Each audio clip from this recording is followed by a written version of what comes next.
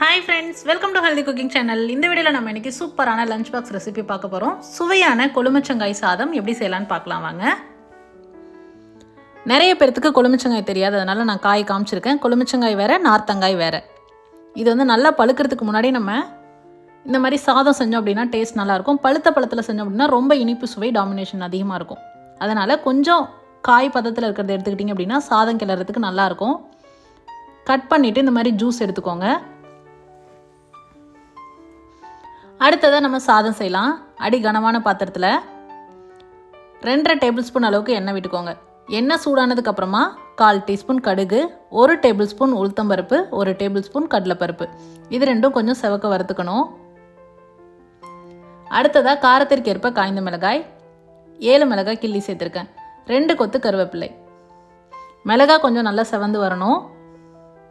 அடுத்ததாக 10 பல் பூண்டு பொடியாக நறுக்கி சேர்த்துக்கோங்க.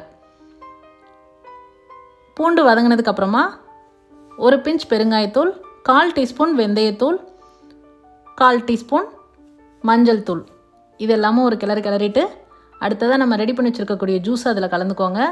தாளிப்பு கூட நல்லா கலந்து ஒரு கொதி வந்ததுன்னா போதும். 1 டீஸ்பூன் அளவுக்கு தூள் உப்பு சேர்த்துட்டு ஸ்டவ் ஆஃப் பண்ணிவிடுங்க.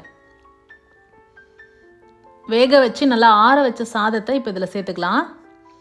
பார்க்கும் போது ஜூஸ் அதிகமாக இருக்க மாதிரி தான் தெரியும். இதோட புளிப்புத்தன்மை கம்மியாக இருக்கிறதுனால நம்ம ஜூஸ் நிறைய சேர்த்துருக்கோம். சாதத்தில் கலந்து விட்டுட்டு கொஞ்சம் நேரம் நம்ம அப்படியே வச்சோம் அப்படின்னா அந்த ஜூஸ் எல்லாமும் சாதம் உறிஞ்சிக்கும். சாதம் உதிரி உதிரியாக வந்துடும்.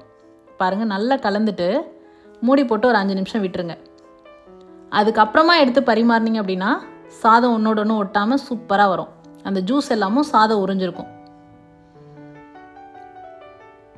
குழந்தைங்கள்லேருந்து பெரியவங்க வரைக்கும் எல்லாருமே விரும்பி சாப்பிடுவாங்க.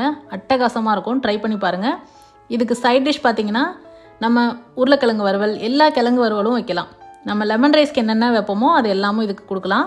சூப்பரான லஞ்ச் பாக்ஸ் ரெசிபி. ட்ரை பண்ணி பார்த்துட்டு உங்களுக்கு கமெண்ட் மறக்காமல் சொல்லுங்கள் ஃப்ரெண்ட்ஸ். இது போன்ற ஹெல்தி ரெசிபிஸ்க்கு மறக்காமல் ஹெல்தி குக்கிங் சேனலை சப்ஸ்கிரைப் பண்ணுங்கள். இந்த வீடியோ உங்களுக்கு பிடிச்சிருந்தா லைக் பண்ணுங்கள், ஷேர் பண்ணுங்கள், கமெண்ட் பண்ணுங்கள். தேங்க்ஸ் ஃபார் வாட்சிங்.